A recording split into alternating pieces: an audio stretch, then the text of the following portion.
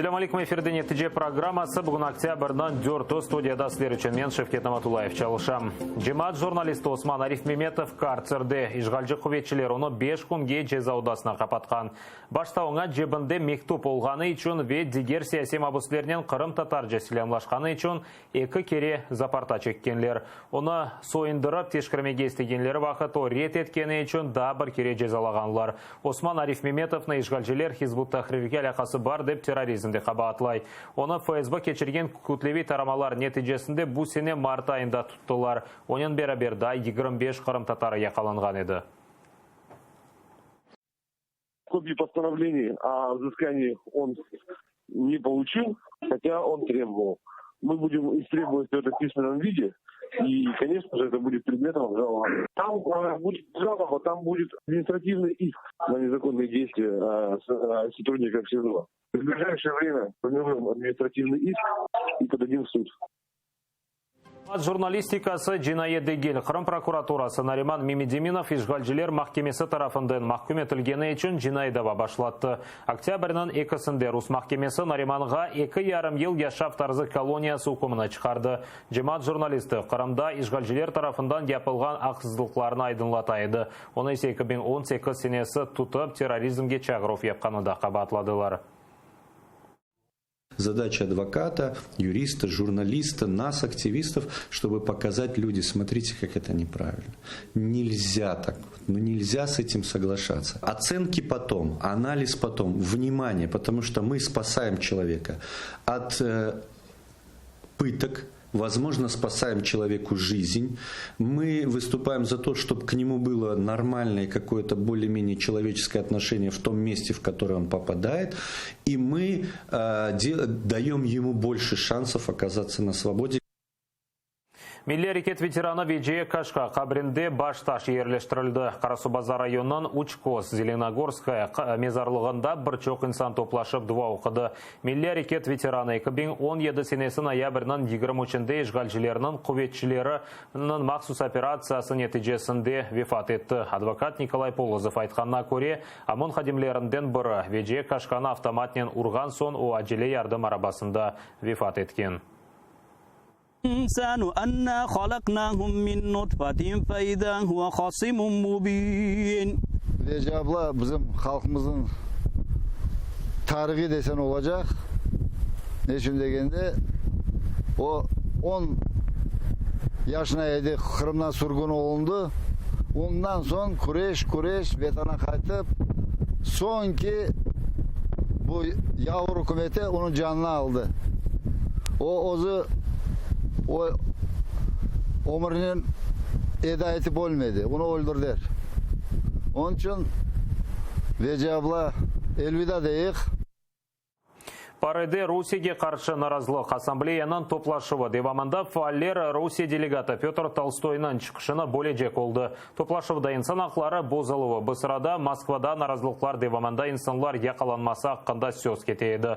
Фаалер Қырым татар, Украин, Гурджистан ве Полония байрақларын açты. Бірқач даққада наразылық көстергенлеріне қарауылар чықарды. Ама олар өз чықшыны япып етіштірді. Айтқанларына көре кележекте де бойле акциялар кечірежеклер. Чүнки Кремль өз мejburiyetlерine yerine getirmey. Kırım ve Donbas işgalciler altında ve Rusya insan haklarını hep bozmağa devam etti.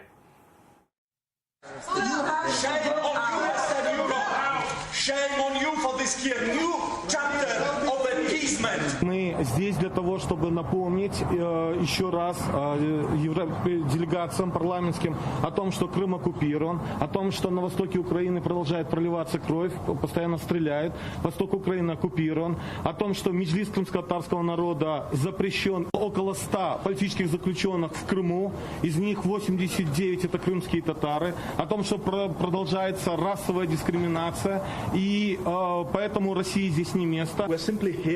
Ми тут, щоб виставити на показ яскраві і драматичні моменти нашої історичної пам'яті. Використовуючи риторичну зброю, ми хочемо цивілізовано сказати «ні». Ні незацікавленості і байдужості до страждань людей у Криму, в Україні, в Грузії, в Чечні, куди наближились російські терористи. Бо це типовий шлях Росії у здійсненні зовнішньої політики – політики тероризму. Украина Русия арасында кележек авта кутлеви мабыслер деңіштұрылығы откерілі біле. Бұны Украина тышышлер Назира Вадим Пристайка айтты. Деңіштұров Русия еле яда сөзді ДНР ве ЛНРнен олажағына аңлатмады. Сентябрынан едісінде Украинаға 35 Кремль мабысы қайтарылды. Олар арасында 24 арби деңізже. Қырымлы Олег Сенцов ве Владимир Балух, Фааль, Эдембекиров бар еді. Украина есе Русияге 35 рус жинайчысына қайтарды. Шымдылек тақменен 150 украиналы мабыз рус түрмелерінде тұтыла чоқысы Қырым татарлары. Повернути наших бранців, які сидять за решітками і в Ордло, і в Росії, і в окупованому Криму. Ці всі кроки потрошки здійснюються. Ви бачите, що нам вдалося обміняти наших людей. Найближчим часом, я сподіваюся, і це буквально наступного тижня, ми плануємо ще більш масштабний обмін. Москва эркеске деңіштірменге азыр. Бұны Русия президенті Владимир Путиннің меслиатчысы Дмитрий Песков айтты. О қайдеткенне көре музакирелер девам ете ве нетижеде мабуслерінен күтлеви деңіштіру олмасыны беклейлер. Киев и Москва, Қырымлы мабуслер. Бұл сырада Қырым татарлар меселесінде бір нетижеге келіп оламай. Русия халқара қанунларға бақмадан işgal етілген территорияны озынки ве сакинлеріні де өз ватандашы оларақтаны. Тапсилатлы Москвадаки козеті жымыз Александр Подробенник аңлады. Дело, вероятно, не в потеплении отношений, а в возможности предстоящих переговоров в нормандском формате. И я думаю, что разговоры об обмене всех на всех не случайно совпали с подписанием Украиной формулы Штайнмайера, в соответствии с которой в Донецкой и Луганской областях будут проводиться выборы. И Москва крайне заинтересована в том, чтобы формула Штайнмайера действовала. На это есть определенные причины.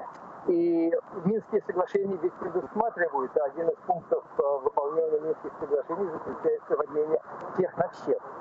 Я думаю, что Москва хочет получить добавочные пропагандистские козыри, показывая всему миру, что она готова идти на переговоры, что она договороспособна и что готова выполнять Минские соглашения, а дело останется только за Украиной. Я думаю, это пропагандистское обеспечение предстоящих политических процессов. Вероятно, Москва и Киев по-разному понимают, что означает всех на всех. Потому что в Москве, насколько я понимаю, не включает в эту формулу тех крымских татар, которые арестованы в Крыму, и, вероятно, тех свидетелей Иеговы, которые арестованы в Крыму также, да и других людей, которые арестованы или осуждены по политическим причинам в Крыму. Потому что Москва полагает, что это все-таки российская территория, а весь мир и Украина считают, что это территория Украины. Это больной вопрос. Будут исключены люди, подвергшиеся политическим репрессиям в Крыму, включены в этот список по обмену всех на тех.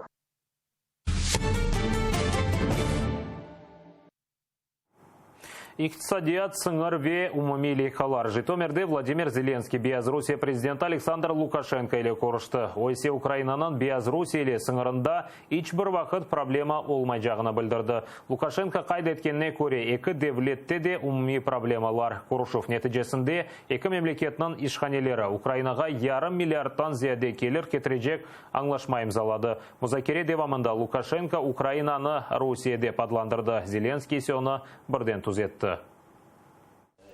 Вот эта площадка регионов России, непосредственно контакты руководителей регионов, они как раз помогли нам быстрее подойти уже больше 6 миллиардов. Украины, Александр. Я испугался, думал, неужели я Владимир Владимирович сказал?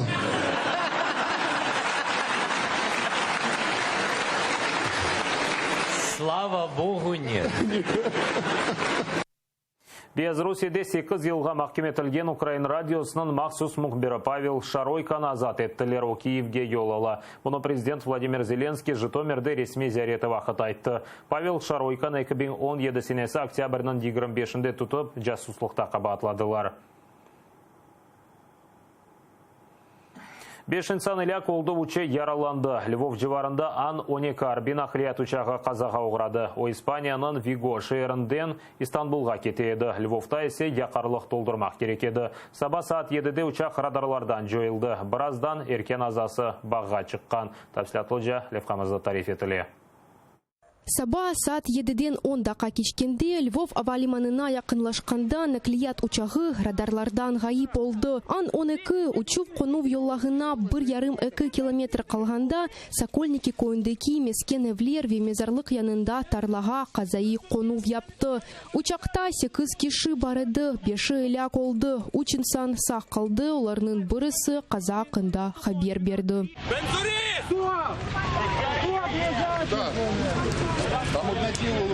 Максус техника вастасынын куртарыжылар сак калган инсанларны чыгара.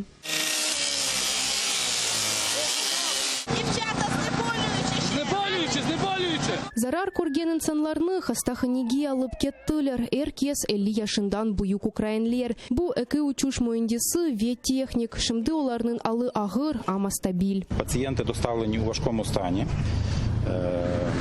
На даний момент 2 пацієнтів прооперовані, залишаються у відділенні невідкладної допомоги. І один пацієнт оперується. Ми на допомогу викликали ще судинного хірурга з обласної лікарні. Це пацієнт, якого стан є найважчий. Такы катчылар казанын эки версиясыны огрине. Биринчisi учакнын якарлыгы беткен, экинчisi пилотнын хатасы. Ан 12 казайы конув япкан вакытта Львов этрafыны кою туман өрткени белли oldu. Учак казасы боюнча жинайы дава башлатылган. Шымды такы катчылар казанын себебini билмек үчүн кара кутуларны огрине жеклер. Наталья Барська, Заман, АТР. Меркези сайлав комиссиянын яңы yolbaşçысы olarak Игорь Диденко сайланды. Бұнен берабер Шуранын 17 азасы да юқары Шура тарafından тайынленді. Навзетлеріні түневін президент теклиф еткен яңы комиссия квоталар бойынша тізілді. Ең чоқ 12 аза Слуга народа фырқасын темсілжілері. 2 кыш оппозиционный блоктан ве башқа фырқалардан тек бірер темсілжі бар. Мұхалифетчілер боле теркіпнен разы дегел. Меркези сайлав комиссиясынан ескі теркібіні сентябрінің 13-де президенттің теклифінден сон юқары Шура истифаға йоллаған еді. Дозволить нам сформувати компетентний, незалежний і, що головне, неупереджений склад Центральної виборчої комісії, яка матиме можливість на найвищому рівні забезпечити організацію виборчого процесу в Україні. Ключове завдання нової ЦВК, яка сьогодні обирається, це в першу чергу проведення місцевих виборів, і ми усвідомлюємо, що на неї буде покладатися, можливо, і реалізація так званої формули Штайнмаєра.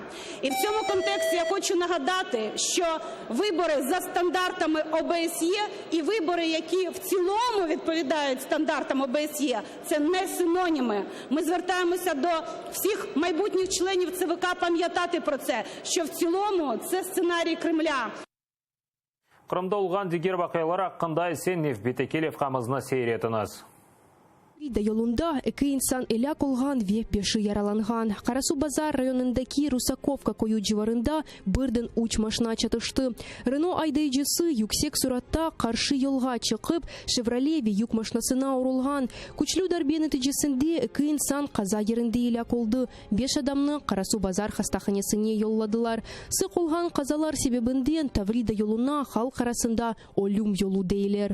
Çamur ve necasetler, işgalci Ruspотребнадзор Кырымнын эн кырли пляжлар чедвелini тызды. Олар арасында Акъярдаки мраморный ве хрустальный пляжлары, Алушта, Кучук-Озен ве Бахчасарай районындаки Аджи Булат көйлерінің ялысы. Олар işgalчилер тамир этмеге истемеген канализация казалары себебинден булашкан. Bundan гары Русиялелер 2014 сенесинден башлап Кырым пляжларынын экологиясы феналашканын кайдете. Кырым купюры түбүндө патлайжи. Купурнын теремелери янында 3-10 ve 2,5 килограмм чекиде olgan авиабомба ve экинчи жан ченкинден калган гранатаны таптылар. Айны вакытта Шернын Комсомольский паркында да 2-10 килограмм olgan бомба, Ленинский районында исе 50 килограмм чекиде фугас тапылган. Бутун патлайчыларны işgalci МЧС хадимлери полигонда yok еттилер. Владислав Стужук, Заман, АТР. Америка Бірлешкен Девлетлерінде сайлавалды кампаниясында Украин изі. Конгресс оғынды Украинада Американын сабық мақсус темсілжісі Курт Волкернын танықлық берді. Дүнияда олған бұ ведегер вақиялар аққында Невбеті келев қамызына сейретіңіз. Америка конгрессине Курт Волкер дуйдурмайып кетті. Журналистлернен не отырыштаны вел, не де ондан сон конушмады. Шатлықларны қапалы қапы артында берді, веонын жевапларында эркес не істігеніні шытты. Трампның мухалифлері демократлар айтқанына көре, о Байденлерге қаршы Джинаидова башлатмасы бойынша Трампның адвокаты Рудольф Джулианиге Зеленский ярдымчысы Андрей Ермак или бағламаға ярдым етейді. Жумхуриетчілер ise аксіне Волкерның шатлықларында бойле шиллерні ешітмеді. Я вважаю, що президент запрошує іншу країну втручатися в наші президентські вибори. Це принципове порушення його присяги. Це ставить під загрозу безпеку наших виборів і є зрадою ідеї, що американці повинні вирішити, хто керує Америкою, а не іноземні партії, які прагнуть втрутитися у наші справи. Посол Волкер надзвичайно обізнаний в тому, що відбувається в Україні. Він справжній професіонал у нашому дипломатичному корпусі. Але нічого з того, що сказав Волкер, не збігається з тим, що говорять демократи про імпічмент. Україна суаллері бойынша Америка Девлет департаментінің сабық темсилчісіні Дональд Трампның импичменті давасы черчевесінде сұравға чақарған еделер. Шымды конгресте Америка президенті келечек сайлавларда оның мұхалифы олған Джо Байденге қаршы дава башлатмаға Володимир Зеленскийге олған мұраджат, басқы едімі йоқмы оглинелер. Украина için арби ярдымны блок etmek deli karardır. Tamam böylelikle Ukrayna'da Amerika Birleşken Devletleri'nin vaxtınca vekaletlisi William Taylor, Donald Trump'nın ödemeler toxtatılması hakkında fikrini izatladı. Bu haqda söz Kurt Volker sorgusundan son tarqatılgan Amerika diplomatlarının yazışmasında ketdi. Bir vaqtda Trump Ukrayna için yüzlerce milyon dollarlık harbi yardımını toxtatgan edi. Sonra xabarcılık olabilgeninde şübhelengenini aytdı. O vaqt William Taylor böyle hareketler neticesinde Amerika Birleşken Devletleri Ukrayna işançını joya bilgeni hakkında yazdı. Amerika Birleşken Devletleri'nde resmi şekilde tankka karşı raket komplekslerini satmağa başladılar. Ukrayna 10 küçülüf tertibatı ve 150 raketa bundan gayrı arbitalimler ve teknika işletmesi için aletlerini satıp alacak. Umumen Ukrayna 39 milyon dolar masraf edecek. Bu haqda Müdafaa sualleri boyunca işbirlik agentsiyası bildirdi. Vesiqani Kongres bakması için endi yolladılar. Anda da Ukraynaga silahının teslimatına razılık vermek gerekler. Анна Макаренко, Zaman, АТР. Полония Алёков юртларында бедава тасил ве Авропа диплома. Меджлис Гданьск университеті или Қырым татар мезунлары үшін тасил программасыны девам еттірді. Бұл программа ученжі ел чалыша. Тafsilatlыca Левхамыздан огрене білесіңіз.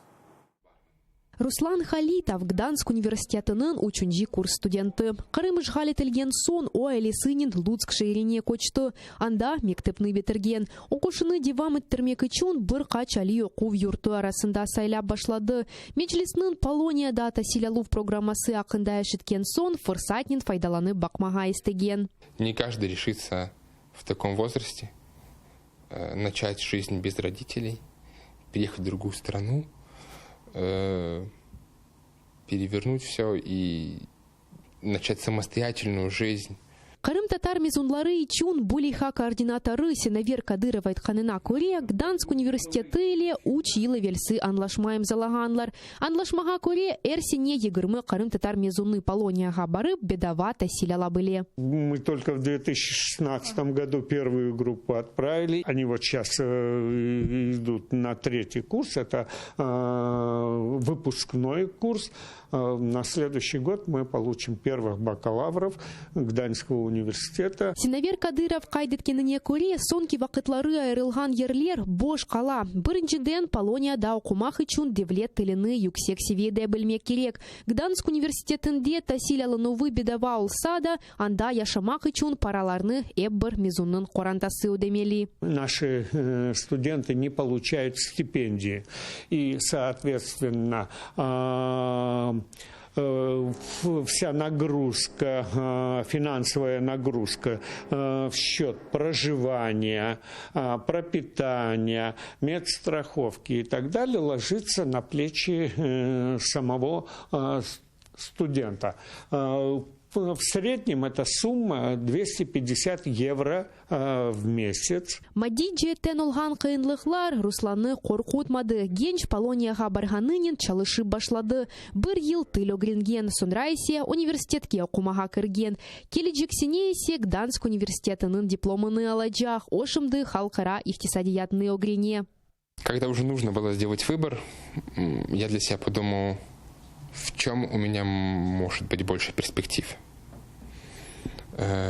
Где я смогу найти более высокооплачиваемую и более популярную работу. Наверное, я подумал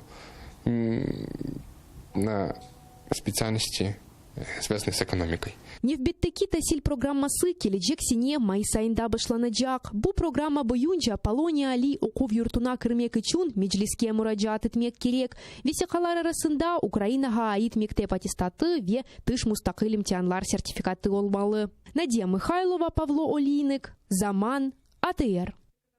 Буда када нетиже программасы сонуна етепіңізге хайырлы ақшамлар ве ратлық күнлеріңіз тынч кечмесін тілейім. АТР-ден есе айырылманыз көрішкенже.